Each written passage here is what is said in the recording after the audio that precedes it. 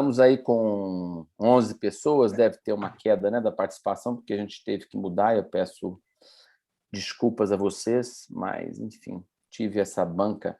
A banca interessante foi sobre o indúbio pro società na ação de improbidade administrativa. Que legal. Uma aluna da Federal de Minas pesquisou e fez uma pesquisa empírica muito interessante.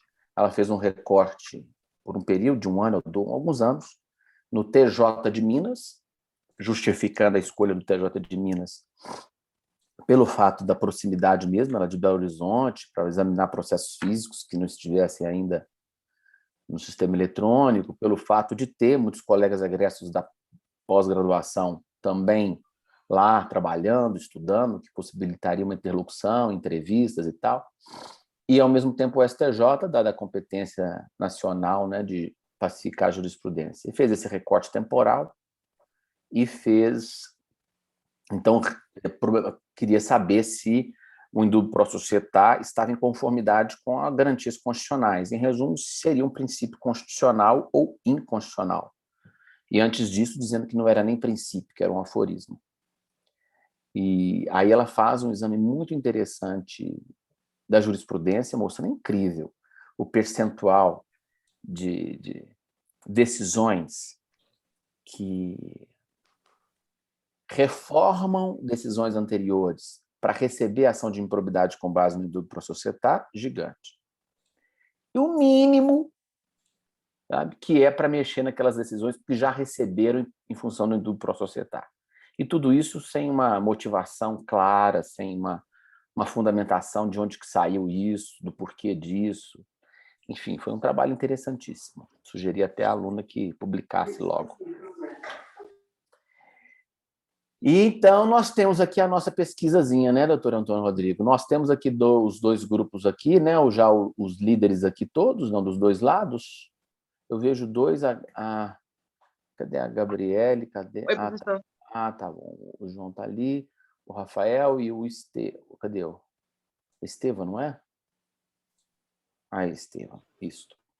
Eu pensei, eu não sei, eu vi o material que vocês mandaram, não examinei muito a fundo, porque confesso que não tive tempo, mas eu pensei, então, de cada um poder, eventualmente, a cada dupla de líderes, poder apresentar e comentar um pouquinho como é que eles conseguiram organizar as ideias, para depois, a partir disso, a gente pensar num próximo passo. Quem se habilita a começar? Nós Vamos podemos lá? aqui. Vamos lá, João e Gabriele. Vamos lá. Vamos tentar em 15 minutos, tá? No máximo. Tá bom. A gente, então, primeiramente, organizamos só recapitulando um pouquinho, nós tínhamos 8 duplas, inclusive a dupla de coordenadores. Nós tivemos algumas baixas, né, no decorrer do trabalho. Então, uma seleção natural, naturalmente. Estou brincando. Então, até para... Não sei se todos os colegas aqui estão cientes, mas o Jason, ele pediu para sair, o Pedro Paulo Alves Corrêa também. Então, o Jason era da dupla 2 e o seguinte da dupla 5. A Daniele, que até então não estava em nenhuma dupla, ela acabou reaparecendo e foi incluída. Então, nós juntamos a dupla 2 com a dupla 5 e formamos que cada um ficou com a Daniele que entrou, então formando um trio. A forma que entendi. Teve um aluno novo que chegou, né, Rodrigo? Está no mudo. Está no mudo. Marcelo. Pois opa. Não. Gente, bom dia. É o Marcelo aí. Todas. O Marcelo Pupo, que está aqui com a gente, é o novo integrante do nosso grupo e vai ser disputado aí pelos líderes para compor uma das equipes. Seja bem-vindo, Marcelo. Obrigado, Rodrigo, aí. Obrigado, Flávio, pela oportunidade que vocês estão me dando aí, prazer de entrar no grupo. Estou à disposição aí aos líderes, né? Pelo que eu entendi, é um trabalho que cada um fez, né, durante o semestre. Na verdade, eles lideram grupos de pesquisa, cada um num projeto, dentro do projeto macro, eles vão mostrar para a gente como é que foi o resultado disso. No final, a gente vê uma performance sua para ver quem dá mais, e aí você vê para que lado você vai. Tá, estou à disposição aí. Hoje eu vou observar como é que é o... Tá ótimo. E é isso, estava brincando, mas a verdade é essa. O importante é o interesse. Quem realmente, ao longo do caminho, perdeu o interesse, é melhor mesmo que diga, porque não tem sentido. Isso aqui é um lugar para aqueles que estão interessados no objeto de pesquisa. Ninguém é obrigado a se interessar por isso, né? Então, vamos lá, João. Vamos lá. Eu vou até projetar aqui na tela uma apresentação bem rápida para depois a gente entrar na parte realmente do produto que a gente fez. Tá. Então, essas mudanças que eu mencionei estão aqui nessa tela, né? Uhum. As saídas e ingressos, para que todos aí também estejam cientes. Uhum. Na primeira etapa do trabalho, a gente tinha feito, né, um recorte, né, não digo nem uma análise das normas, porque não teve análise, foi mais um recorte de 35 normas que foram identificadas pelas equipes. E aí, chegamos a conversar previamente com os professores Flávio e Antônio Rodrigo, e decidimos aprofundar a análise nesses 3 pontos em relação a cada uma dessas normas identificadas, né? Então, esses 3 pontos, destaques positivos da norma, problemas identificados, e aí citando aí exemplos, e a análise com indicação no julgado de eventual jurisprudência que aborde o problema identificado. E nessa primeira, né, para essa primeira reunião, a gente conseguiu, né, a equipe como um todo, fazer isso para 7 normas. Eu vou citar quais foram as normas, e aí e depois eu posso falar rapidamente da que eu fiz, né, naturalmente eu tenho aí maior familiaridade com a que eu fiz, e os outros colegas, se houver tempo, podem também falar das que eles fizeram. Ou então o professor pode até indicar alguma que tem interesse de ouvir, se o aluno estiver presente, a gente vai adiante. Só um detalhe. Pois não. Eu gosto de repetir o que o aluno fala, de outras palavras, para que haja apreensão. Neste caso aqui, gente, olha que interessante. Ele está iniciando a apresentação dele para dizer o seguinte: nós identificamos alguns pontos sensíveis que acabaram por nortear a seleção dos dispositivos que eles selecionaram, que é o problema do bis in idem, né, afronta a princípios do direito sancionador, falta de padrão das sanções quando comparada a normas correlatas, tipificação insuficiente quando prestigiam conceitos fluidos ao invés da descrição da conduta. Então, problemas que a gente já tem um pouquinho na mente da gente em torno do direito sancionador, acabou por informá-los na seleção dos dispositivos e daquilo que chamou mais atenção. É um recorte. Toda pesquisa tem um recorte, porque se vocês forem pensar, de 35 leis, eles já conseguiram fazer de 7. Você lê o inteiro teor de uma lei, pensar o que é direito sancionador ali, o que é de procedimento e de norma material de direito sancionador, não é fácil. E selecionar quais dentre elas vai merecer um destaque para o nosso estudo também não é fácil. Então, a gente tem que começar a criar e explicitar quais são os critérios ou aquilo que informou a seleção e a classificação da gente. Sempre é muito importante na pesquisa o aluno explicitar qual o critério que ele usou para classificar, para recortar determinada coisa. E pelo que eu entendi no item 3 ali que ele está dizendo, que é uma outra coisa que ele vai apresentar, a partir desses problemas, se há algum julgado ou alguma análise da jurisprudência sobre esses problemas que já teriam vindo à mente deles para eles correlacionarem com essas leis, né? Pelo que eu entendi é isso, né, João? Beleza, é isso mesmo. Eu vou, então, agora passar para identificar as normas que foram analisadas na etapa 1 e as que já estão na etapa 2. E aí eu peço até para os colegas que estiverem presentes, principalmente também a Gabriela, que está conosco, se eu esqueci aqui de algum, me falem, porque assim, eu coloquei tudo que está no e-mail, que eu recebi por e-mail, e compilei. Da dupla da Catarina e da Júlia, elas já conseguiram fazer essa análise mais aprofundada da lei das infrações sanitárias e da lei do CAD.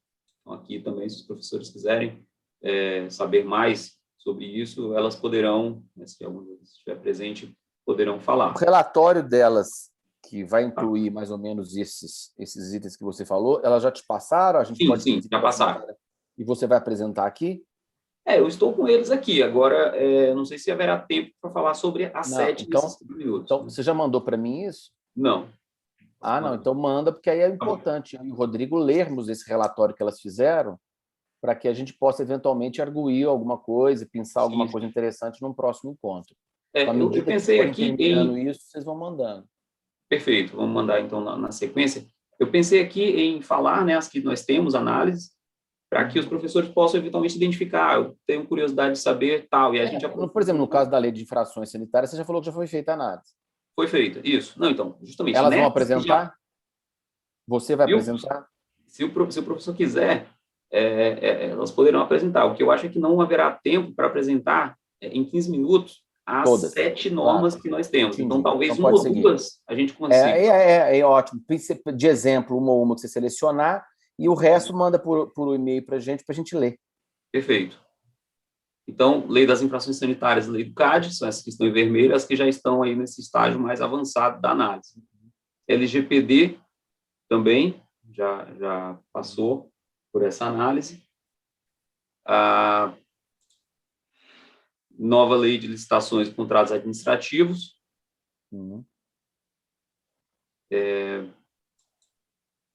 Estatuto das cidades. Lei de improbidade administrativa.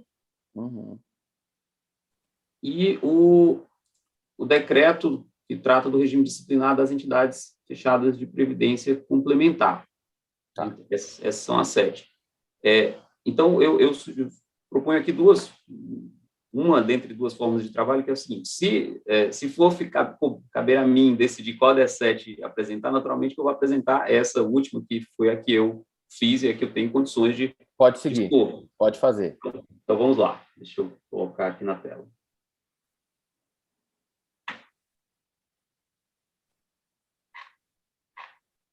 Gabriele, se tiver algum comentário, fica à vontade, tá? Enquanto eu coloco... Obrigada, João. Acho que você está conduzindo super bem. Pode seguir. Vamos lá. Demais colegas também, naturalmente. Da carinha do Antônio Rodrigo de satisfação de ver os alunos dele brilhando, olha, alegria. Vamos lá. Então, dentro do modelo aí que a gente buscou padronizar... Isso que a gente tinha discutido, né, João, antes? Isso. E todas fizeram dessa forma? Você orientou a todos a fazerem dessa forma? Sim. Ótimo. Então, a gente tem aqui o número, né, a identificação da norma, que no caso aqui é o decreto 4942 de 2003. A gente coloca aqui um apelido, né, que é o regime disciplinar das entidades fechadas de previdência complementar, a ementa, o setor a que ela se refere, o agente público que apura a infração, no caso aqui é a Superintendência Nacional de Previdência Complementar, que é uma autarquia. Sujeitos passivos, nesse caso, são as entidades de previdência complementar e os seus dirigentes. Tipifica também crimes ou improbidade administrativa? Não. Dispõe sobre regra processual? Sim. E se sim, possibilita ao sujeito passivo defesa? Sim. Alegações finais? Não. Recurso? Sim. E aqui trago alguns comentários sobre a norma, né, bem rapidamente, mas o que eu queria dedicar mais tempo é para essa análise aqui dos itens 1, 2 e 3, aqueles que falamos. Mas deixa eu só ler aí. Comentários gerais sobre a norma. O decreto abrange regras processuais, procedimento até aplicação de sanção e possibilidade da posição regulamentativa, materiais, tipificando condutas infracionais, estabelecendo sanções que podem ser de advertência, suspensão, habilitação e multa. Dispõe também sobre prescrição e prescrição intercorrente e sobre recurso administrativo para julgamento do processo em segunda instância. Beleza? Então, vamos lá. Destaques positivos da norma. Eu destaquei aqui positivamente que o capítulo 8 do decreto, ele tipifica de forma bastante precisa 47 infrações. As sanções relacionadas a cada uma dessas condutas atípicas, a meu ver, elas estão razoavelmente precisas. A multa, ela sempre tem um valor fixo, não tem um mínimo e máximo, ele estabelece um valor fixo para cada penalidade, mas há algum espaço para subjetividade, principalmente em alguns casos em que a norma permite que aplique advertência ou multa mínima, permite que cumule multa com inabilitação de 2 até 10 anos, tá? Mas eu acho que dentro aí do comparativo aí com outras normas, até que ela é bem objetiva nesse ponto, a meu ver. Eu também compreendi aqui que ela orienta de maneira razoavelmente precisa a aplicação dos atenuantes e agravantes. Então, eu transcrevi aqui os dispositivos que tratam dos atenuantes, que é a inexistência de prejuízo, a regularização prévia da infração, como atenuantes, como agravantes, a reincidência, cometimento de infração com obtenção de vantagem indevida.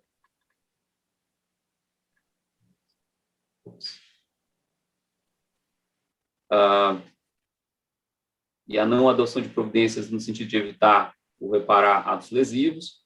E aí ele traz aqui, nesses parágrafos, alguns detalhes de aplicação das atenuantes e agravantes. Então, falando o que é que implica o enquadramento de cada uma dessas atenuantes e agravantes. Então, por exemplo, no parágrafo 1º, para cada atenuante, a penalidade de multa será reduzida em 20%, para cada agravante, a penalidade de multa será aumentada em 20%. Então, me parece que, nesse ponto aqui, a norma vai bem, porque ela foi bastante detalhista na fixação das sanções administrativas. Uhum. Outro ponto positivo, né, que o procedimento administrativo também ele é bem detalhado, então tem um capítulo para tratar da lavratura do auto de infração, inclusive com elementos mínimos do auto de infração, como e quando a defesa é apresentada, quem é responsável pelo julgamento em primeira instância administrativa, a interposição de recurso e julgamento em segunda e última instância administrativa. Esse ponto também a norma, eu acho que ela vai bem. E o último ponto aqui positivo é que ela dá ao agente público que apura a infração o poder, mas aí eu coloquei /dever, porque a meu ver não é um poder, é um dever, de não lavrar o auto de infração se não tiver havido prejuízo à entidade de previdência complementar. É o que ele fala aqui nesse parágrafo 2º do artigo 22, no caso. Então, não aplica-se multa, não aplica-se sanção sem que tenha havido prejuízo. Interessante, hein? Isso, inclusive, como eu trabalho com isso, tenho experiências isso aqui é muito utilizado, esse 22, parágrafo 2º, ele é muito aduzido em defesa e, de fato, os julgadores, né, seja a Previc, primeira instância administrativa, seja a Câmara de Recursos, em segundo, eles levam em consideração. Não tiver havido prejuízo, a multa... Agora, poderia ter um gatilho, poderia ter um dispositivo aí de que limitasse esse, aspas, benefício, porque isso é como se fosse uma composição, né? Pensando na Juliana Palma lá, é como se tivesse uma forma de suspensão aí da aplicação da penalidade, né? É como se fosse, vamos dizer assim, genericamente, um acordo que se faz antes. Se você resolver isso aqui, fizer isso aqui, não tiver, está resolvido. Só que talvez faltou aí uma coisa do tipo, de que não poderá se valer dessa situação aquele agente que cometer isto por mais de 3 vezes, ou por 3 vezes, por até 3, mais de 3 vezes em 5 anos, sei lá. Não, exatamente, professor. Inclusive, isso já tem, né? Ótimo. Porque desde que não se verifique circunstância agravante. E uma das agravantes é a reincidência. Mas aí eu fiquei na dúvida, porque eu achei que isso não fosse nem ser uma incidência. Eu achei que o sujeito não fosse... entendeu? É como se fosse uma... ele não fica na base como se ele tivesse cometido uma ilegalidade. Tem razão. Só se já tiver mesmo sido aplicada a sanção. Tem razão. É como se a irregularidade que não causa prejuízo e que, ao mesmo tempo, não tem agravante, ela ficaria no campo da irregularidade excusável, vamos dizer assim. E, portanto, não entraria como uma infração, no sentido de ter cometido uma infração administrativa. Porque, antes disso, por esse requisito, é como se você apagasse isso, destipificação, apagasse isso porque, pelo princípio da insignificância, o que for, vamos usar um paralelo. Então, isso tira da figura... Então, portanto, ele não vai ser reincidente depois. O que Não, nós temos que estabelecer... não é lavrado o auto de infração. Não é lavrado o auto. Então, nós temos Exatamente. que estabelecer um Nada existe limite isso. para isso, para não ficar uma coisa assim também a Deus dará. Ou seja, se a mesma pessoa, entidade, cometer de novo uma irregularidade, ela vai sempre se beneficiar disso, e desde que não ter, ou teria um gatilho, né? Eu acho que talvez isso que seria interessante a gente pensar. Mas aí eu acho, Flávio, que a gente está diante do erro administrativo. Veja, porque quando ele diz, desde que não se verifique circunstância agravante, eu cometi um erro hoje, cometi um erro semana que vem. Nenhum erro, nem outro foi tratado como uma infração. Isso a gente já acabou de dizer, né? Que isso não foi tratado como infração, não tem nem auto de infração, como você bem lembrou. Mas isso não afasta a necessidade de você ter um limite para negligência. Porque se eu cometi um erro, eu fui negligente. Não tem como dizer que não fui. A questão é uma negligência grave? Não, não é. Por que não é uma negligência grave? Porque não teve circunstância agravante. Porque não teve agravante, não teve prejuízo. Beleza. Mas é igual a desídia. A desídia na Justiça do Trabalho é quando é uma somatório de irregularidades. Aí você configura a desídia. Nós não podemos deixar também que o sujeito não aprenda com a irregularidade, ainda que seja uma irregularidade. Então, assim, ele não pode se valer também a todo momento disso, porque aí eu acho que é um prêmio por uma certa negligência, ainda que leve. Então, eu acho que um caminho do meio é ter um limite para isso, até porque, se a gente não fizer isso, senhores, a gente não consegue passar uma norma, porque batem muito. Vão vir pessoas e dizer, olha, estão aí, ó, olha o buraco aí para poder fazer com que coisa errada fique por isso mesmo.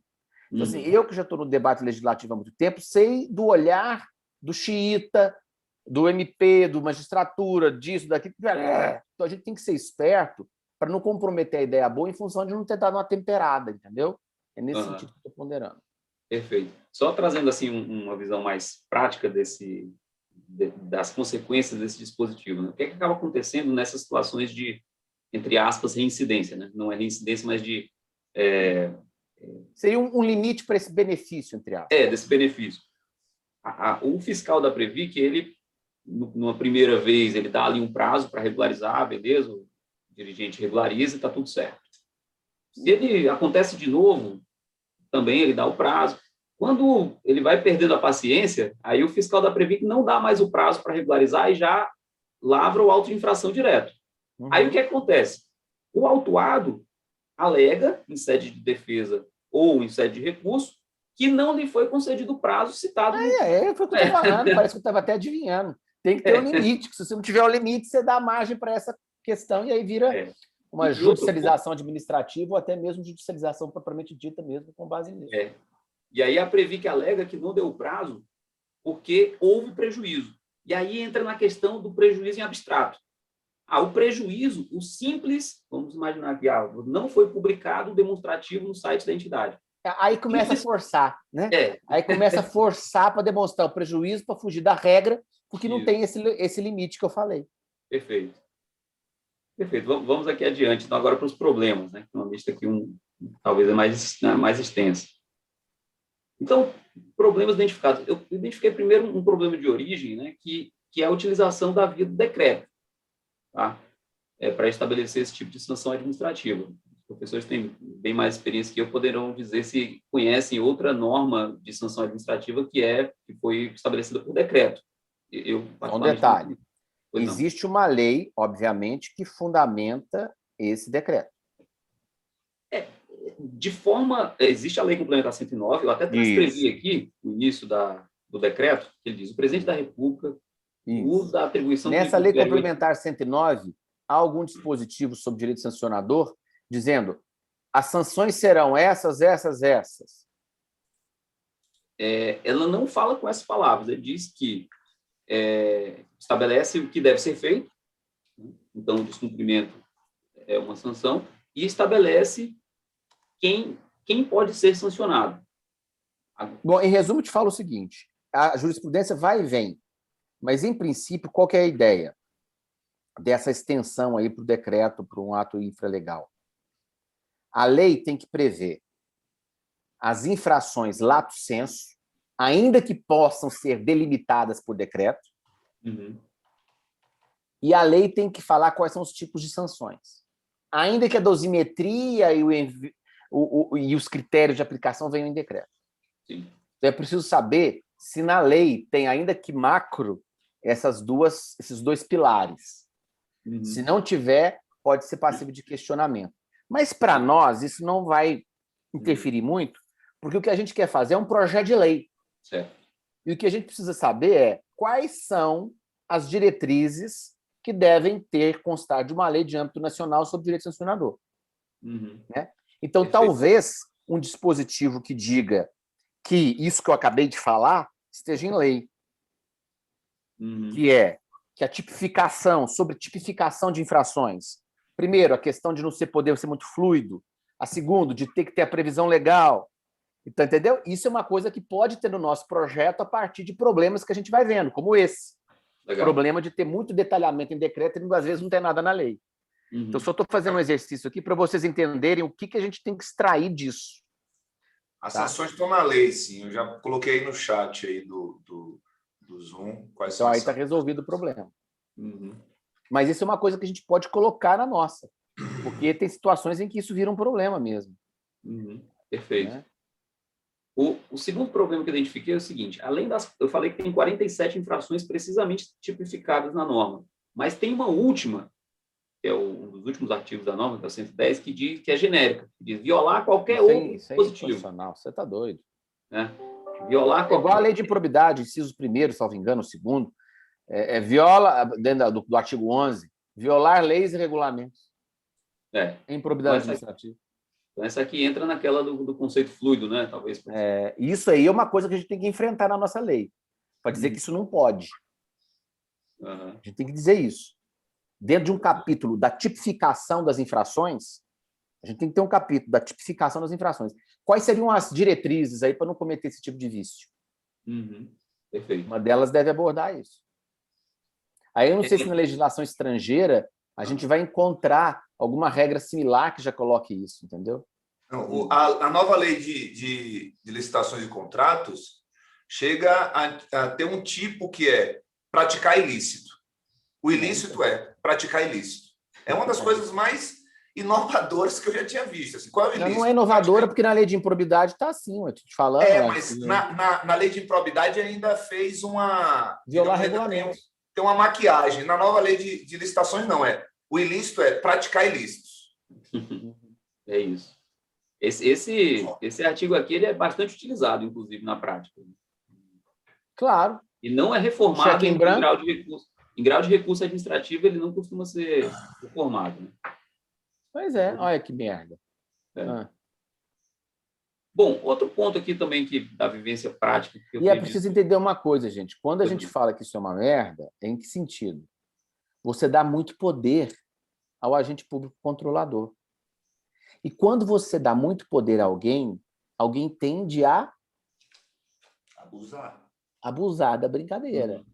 Não é? E quando você cria dificuldade, você vende facilidade. E aí é um buraco da corrupção. É por isso que as prerrogativas dos contratos administrativos são muito criticadas. Pode rescindir pelo interesse público, pode alterar materialmente, pode fazer isso tudo? Aí você cria a oportunidade do gestor de eu posso fazer, motivo aqui, e aí vem a negociata. Então, muitas vezes, quando a gente está dizendo que não pode fazer isso, não é porque a gente está querendo absolver coisa errada, não. É o oposto do oposto. Não tem a menor dúvida de que é contra qualquer abusividade. Sim. O próximo que eu selecionei é que o artigo, a tipificação, com certeza, mais utilizada nos autos de infração é esse do artigo 64, que trata de aplicar recursos garantidores em desacordo com as diretrizes da CMN. E a multa que é estabelecida para essa finalidade ela é considerada muito baixa no universo de fundo de pensão que lida com bilhões de reais. Então, esse é um problema mais de ordem prática, talvez menos de ordem jurídica, mas eu quis deixar aqui também para a gente colocar na lista. Outro problema, ele ainda prevê o que eu considero, os professores poderão, claro, discordar, obsoleta a figura do recurso de ofício, ainda prevê, e isso gera lá uma trabalheira desnecessária, um atraso dos julgamentos em grau de recurso. Quer dizer que, se por acaso, se a decisão anular um auto de infração, é como se tivesse um reexame necessário. Sim, sim, sim. Isso é absurdo. E aí sobe para a Câmara de Recursos. Ou seja, o fiscal autuou. O fiscal, ele autua no exercício lá da sua autonomia. E se Aí condenar, tem também de ofício? Não. E se confirmar, não tem por quê? Se confirmar, aí Tá o vendo? O autuado tem espírito... que Eu não entendo manifestar. isso. É uma desgraça. Então vai para os dois lados. Então tá, mas... Pois é, tem o recurso de ofício, então isso acaba atrasando muito os julgamentos na Câmara, porque a Câmara tem que se debruçar sobre cada... Essa discussão na lei de improbidade está lá, né, gente? Que o STJ já decidiu, salvo engano, de que o reexame necessário em matéria de improbidade administrativa. É interessante verificar quais são os fundamentos que o STJ deu para entender que não pode, porque isso pode estabelecer uma diretriz para a gente, no sentido da gente já colocar que não cabe esse tipo de coisa, entendeu? Uhum. Tá vendo como é que a gente extrai disso? Você tirou, você achou que isso era uma bobagem, mas isso vai virar possivelmente uma das regras importantes da nossa lei.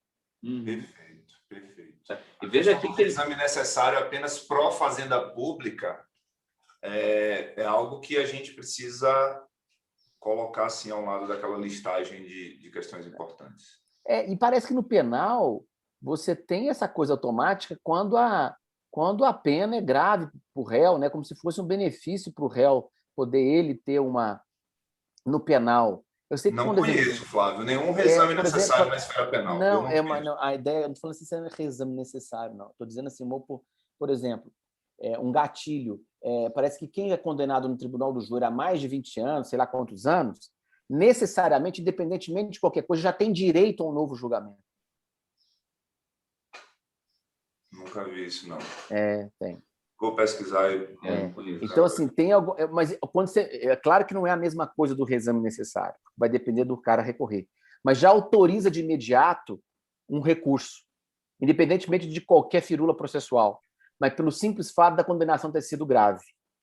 Ou seja, quando a gente se inspira no direito penal, a gente percebe que, ao se admitir um reexame fugindo das regras processuais e firulas, isso é feito em benefício do réu. Vocês podem aqui é o contrário. E aqui até em caso de reconsideração. Né? Ou seja, autuou, reconsiderou, afastou a autuação. Tem recurso de ofício. É absurdo mesmo. Agora, como você compatibiliza isso? Aí poderia vir um discurso do inimigo. Mas e a autotutela administrativa? Por que a gente... O que está por detrás disso, gente, é aquele entendimento que a administração tem autotutela, que ela pode rever seus próprios atos, eivados de vícios e tal. Por que isso não se aplicaria no direito sancionador? Essa é uma pergunta interessante para que vocês depois reflitam, não vão responder agora. É isso. O próximo, que ela ainda prevê também a necessidade de depósito prévio para interposição de recurso administrativo. Isso, na prática, não tem sido aplicado, porque já foi afastado pela súmula vinculante 21, que veda esse tipo de prática, mas está escrito lá. E a gente pode colocar, para fazer bonito, né, no nosso projeto. Perfeito. Apresenta circunstância interruptiva de prescrição genérica, que é a do inciso 2. Então, interrompe a prescrição. Qualquer ato inequívoco que importe a apuração do fato. Ou seja, a Previ que na apuração do fato, ela muitas vezes fica... falando de prescrição intercorrente, ela fica 2 anos e 11 meses sem aparecer, e aí, quando está pertinho de prescrever, né, da prescrição intercorrente, que no caso aqui é de 3 anos, ela manda um pedido de informação, me manda aí um relatório X, só para dar mais uma pedalada aí na prescrição. E aí qualquer ato acaba dando esse poder de pedalar aí a prescrição, sem que a Previc esteja efetivamente apurando, em muitos casos. A gente tem que examinar como é que isso é tratado em outras leis e pela jurisprudência, porque existe essa previsão em outras leis e existe uma discussão sobre a valoração do que seria esse ato inequívoco. Aí vai demandar uma pesquisa para a gente ver como é que o problema tem sido tratado, para a gente imaginar qual que seria a melhor forma de redigir isso. Às vezes, 2 anos é pouco, é melhor estabelecer o tempo de 5 e não admitir interrupção. Ou não. Aí a gente vai ter que estudar como é que a coisa tem sido, como é que os problemas têm aparecido na vida real para a gente também não ser, né, negligente ao propor uma regra dessa, né? Uhum. Então é isso, professor. Aqui no item 3, em termos de jurisprudência, eu não identifiquei, a menos que a própria súmula vinculante... Mas agora acabei de lhe fazer algumas provocações que lhe mostram que é possível fazer uma pesquisa. E essa última, por exemplo, sobre o que entender como ato inequívoco que importe né, apuração de fato para fins de interrupção da prescrição. Isso aparece em outras leis. Como é que isso é tratado na jurisprudência? É um exemplo claro. Vai voltando ali que eu vou te lembrando de outros, para você poder complementar nesse ponto. Né? A questão de constituição, essa aqui a gente já falou, da questão do reexame necessário, né? Ver como é que a jurisprudência do STJ tem tratado esse tema, eu acho que é algo interessante. Eu acho que é interessante você atualizar a questão de o que tem que estar na lei, se são as sanções, se são só infrações, tentar... Tem muita jurisprudência, pega as mais recentes, tem muita jurisprudência que alega vício em decreto porque estaria violando a lei, porque não foi mais do que a lei devia. Você vai ver que eles dão as decisões de um jeito e outras de outro. E isso depende muito da situação concreta, mas é uma pesquisa fundamental. Então, essas 3 pesquisas jurisprudenciais, esses 3 focos podem servir aí de norte para você.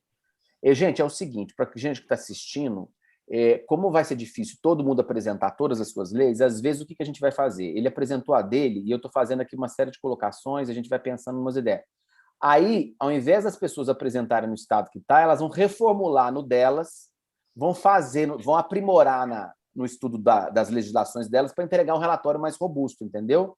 Para a gente não ter que ficar fazendo a mesma testagem, porque aí já aproveita uma arguição de um para os outros aprimorarem antes que os outros apresentem, entende? Eu acho que a gente ganha tempo, concordam? Perfeito.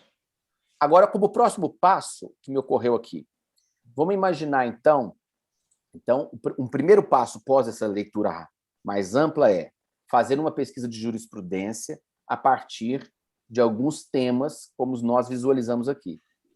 É verdade que o olhar meu e do Rodrigo pode ajudar vocês a perceber quais seriam esses focos de análise da jurisprudência. E aí, vale vocês mandarem o material de vocês, igual ele fez, para a gente tentar ajudar nisso. Agora, o passo seguinte, depois de fazer esse exame da jurisprudência, João, eu acho que seria o seguinte: você que pesquisou essa lei, esse decreto, enfim, esse texto normativo sobre direito sancionador, faz um sumário dos capítulos que você acha que deveria constar na nossa lei nacional a partir desta lei que você estudou. Então, a partir desta lei que você estudou, você acha que é importante ter quais capítulos na nossa lei? E dentro desses capítulos, o que você acha que dá para aproveitar dessa lei? Seja para redigir igual, seja para redigir o oposto, para evitar o problema que você viu nela. E aí a gente vai ter um esqueleto de cada dupla do que seria a norma nossa a partir do estudo que cada um fez. Aí a gente vai ter lá na frente um monte de esqueleto para comparar e para fazer um esqueleto só. Para fazer um só. Eu acho que a gente pode metodologicamente trabalhar assim. Todos pegaram essa ideia? Sim. Com certeza. Com certeza. Legal? Perfeito. Então, pronto. Eu acho que não é preciso a gente avançar com outra apresentação desse grupo, só para eu ouvir um pouquinho o grupo do comparado. E o que fica de lição para o seu grupo é: revisitem o que vocês já fizeram, de modo a adensar na jurisprudência a pesquisa de problemas que lá estejam, e se assim o fizerem ou não houver questão desse ponto, vocês avançam para fazer um esqueleto do que seria a nossa norma a partir desta que vocês estão estudando. Avancem nesse sentido, e aí, na próxima encontro, a gente vê se já consegue chegar em alguém que já tenha feito isso. E à medida que vocês forem concluindo esses relatórios e tiver dúvida, vocês mandam para a gente com observações. Professor, fiquei com dúvida aqui, você acha que isso é isso? Mas não manda só o texto seco, não. Já manda com alguma reflexão em comentários, que a gente pode responder para vocês e vocês ajudar vocês a avançarem. Mas lembrando, não esperem a resposta nossa para fazer o dever de casa, viu? Porque o doutor Rodrigo é muito ocupado. Próximo grupo, Rafael. Só um parêntese, Flávio. João, fiquei muito feliz, achei fantástica a forma como você dividiu as coisas e se isso for a média de todos os outros trabalhos, eu acho que a gente está avançando bastante. Cara, foi muito boa a apresentação e todas as pontuações do Flávio vão engrandecer ainda mais o resultado final, mas está muito bacana, cara. Parabéns, viu? Ficou muito bom mesmo. Muito bom. Obrigado, professor. Professor, antes de começar o grupo de Direito Comparado, que eu vi um documento quando eu estava fazendo as pesquisas no CAD, que eu acho que pode ser interessante para esse grupo. No ano passado, o Departamento de Estudos Econômicos publicou um documento tratando de uma comparação de aplicação de penalidade, né, de dosimetria da pena em outras jurisdições e no CAD.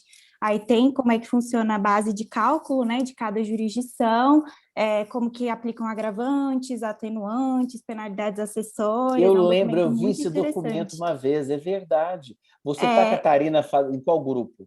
Eu estou no grupo do João e da Gabriela, eu estou no grupo 1. Então, que é... Eu até olhei a lei do CAD, eu estou no grupo 2, perdão. Você estudou a lei do CAD? Estudei e aí, enfim, me deparei com esse documento, porque o que acontece? Essa discussão de dosimetria está muito recente no CAD, porque no ano passado o CAD colocou um guia de dosimetria de aplicação de multas em cartel sob consulta pública. Então, o Departamento de Estudos Econômicos elaborou esse documento logo em seguida, que serviu aí como base para muitas eu acho que, Catarina, seria interessante, já que você está com a pesquisa do CAD, você vai se inspirar não só na lei do CAD, mas nesse estudo, para fazer o esqueleto que eu estou propondo. Tá. Entendeu? Pode ser. A fonte de inspiração para fazer o esqueleto, para alguns, será simplesmente a lei seca com a análise da jurisprudência. Você vai ter essa análise aí feita nesse estudo para subsidiar aquele esqueleto de uma norma ideal que você acha que a gente deveria ter. Lembrando, é uma norma ideal nacional.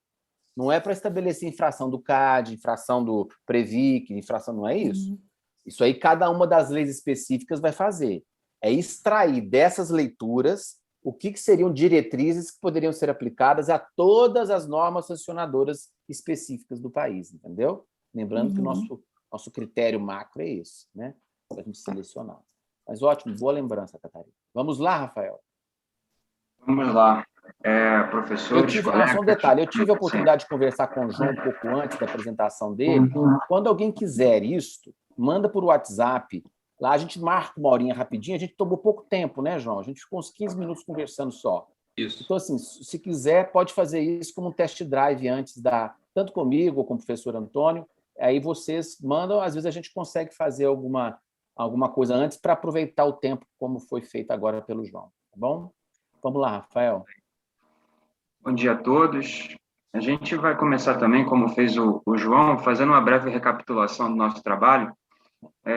Também gostaria de pedir licença para compartilhar uma pequena apresentação que nós preparamos.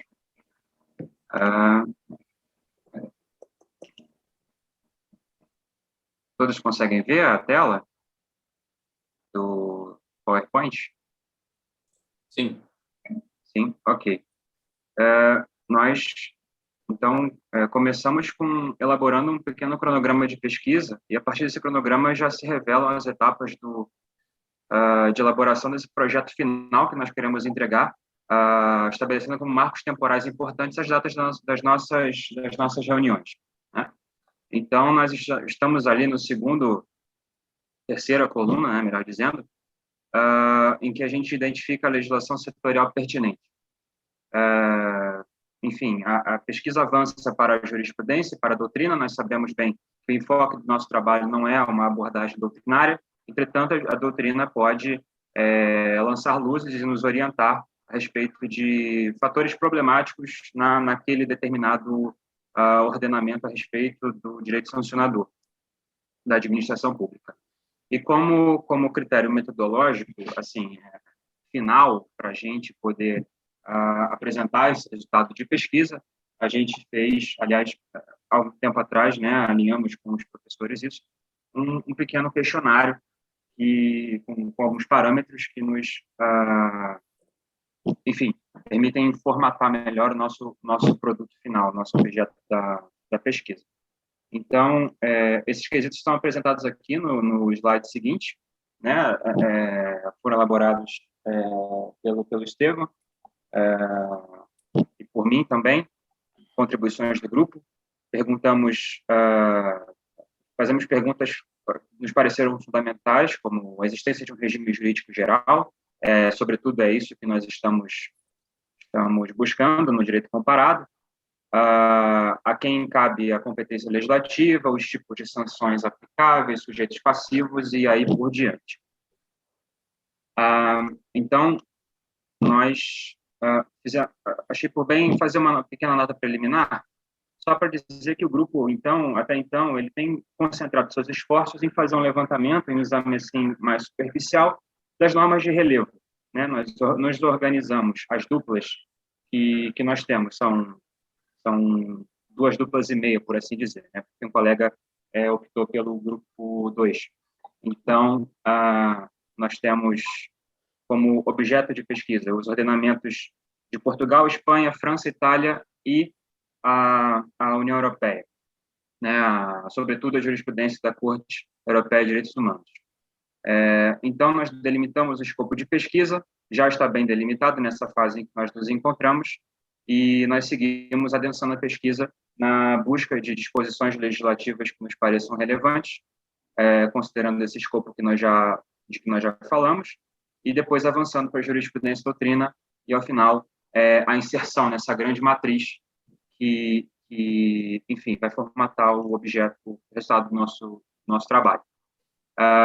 Trouxemos aqui, da forma como fez o outro grupo, uma amostra preliminar daquilo que nós encontramos e que reputamos mais relevante, e é o material a partir do qual nós vamos, como eu falei, aprofundar nosso esforço de pesquisa. Então, com relação à Itália, que vem sendo conduzido pelo Estevam, por causa da proximidade com o idioma também, essa foi uma barreira importante a ser considerada, né? Ele com Itália, eu com França, pela proximidade do idioma. Os demais têm uma certa facilidade, que são o próprio português e o espanhol. Então, a Lei 689, eu peço aos colegas do grupo que estiverem, né, e que foram responsáveis por essa parte da pesquisa, que se quiserem, por favor, fiquem à vontade para comentar, ainda que brevemente, respeitando o nosso tempo de exposição. A Lei 689, legislação geral a respeito de direito administrativo sancionador na Itália. Eu vou passar mais rapidamente, professores, é claro, se tiverem interesse em ouvir com mais profundidade a respeito de um deles. Pode ir passando igual você está fazendo, Tudo bem. Depois eu vou intervir. Tá certo. Portugal, essa tem sido conduzida também pelo Estevam, com a contribuição do Marcelo. Veja que aqui embaixo já aparece o Decreto-Lei 486, que já é uma parte significativa, aliás, é um exemplo significativo da legislação setorial, que trata do direito administrativo sancionador. Em seguida, Espanha, vem sendo conduzida pela Ana Clara e por mim, 2 leis estruturantes do regime de direito administrativo sancionador na Espanha são a 39 e 40, a 40, com mais particularmente, trata desse regime jurídico do setor público, uma lei bastante ampla, e seu capítulo 3 traz disposições principiológicas e bastante amplas do ponto de vista normativo a respeito de princípios estruturantes da atividade sancionadora do Estado. Em seguida, a França, essa fui eu que fiz, com mais profundidade, porque, enfim, a coisa do idioma que eu falei, né? Então, a França não tem, o professor Uni já tinha falado isso na primeira reunião nossa, se não me engano, não existe uma legislação central da forma como nós gostaríamos de ver implementada aqui no Brasil, que traga normas gerais a respeito da atividade sancionadora da administração pública na França. Entretanto, isso não obsta que haja normas importantes sobre o exercício dessa competência sancionadora no âmbito administrativo, né, no âmbito extrajudicial. Então, tem o Estatuto Geral dos Funcionários do Estado, trazem previsões, tem uma cláusula geral no artigo 29 da Lei 83634, de 82, previsões tais como possibilidade de suspender o infrator, enfim, afastá-lo de suas funções, e um prazo também imposto à conclusão do processo sancionador. Tem uma lei, um decreto, na verdade, que trata disciplina o processo disciplinar dos funcionários do Estado, posições importantes como direito à informação, contraditório, publicidade.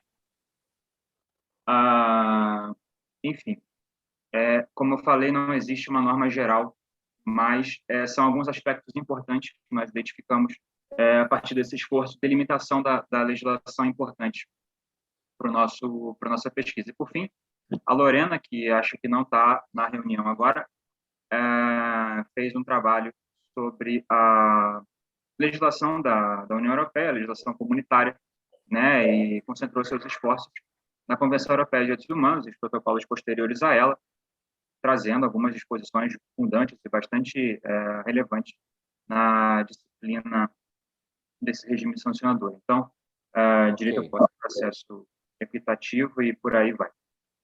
Rafael, qual que é a ideia aqui? É preciso que a gente, em algum momento, encontre o seu grupo com o outro.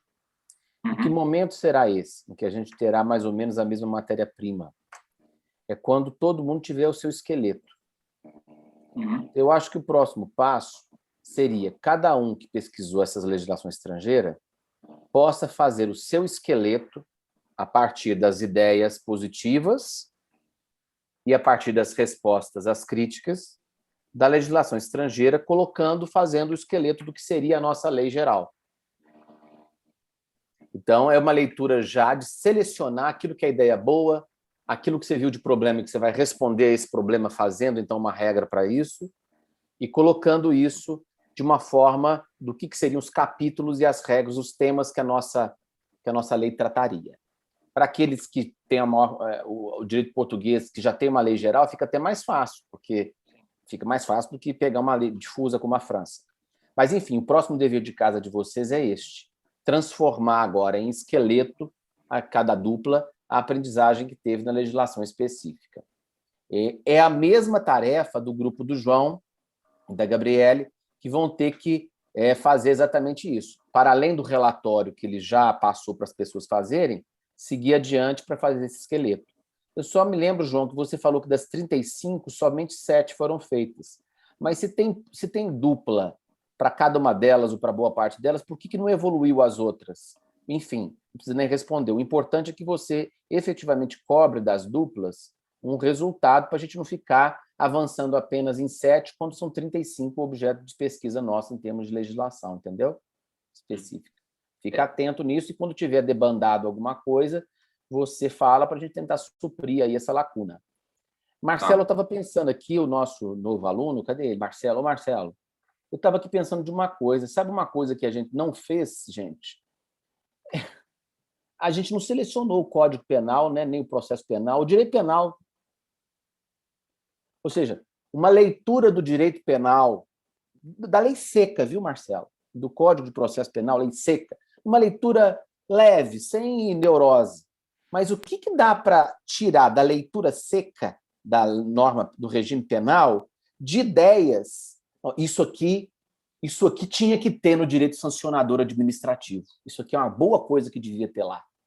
Eu acho que essa leitura do regime de direito penal pode ser interessante, porque vai ter um momento que a gente vai dizer como é que o direito penal responde isso.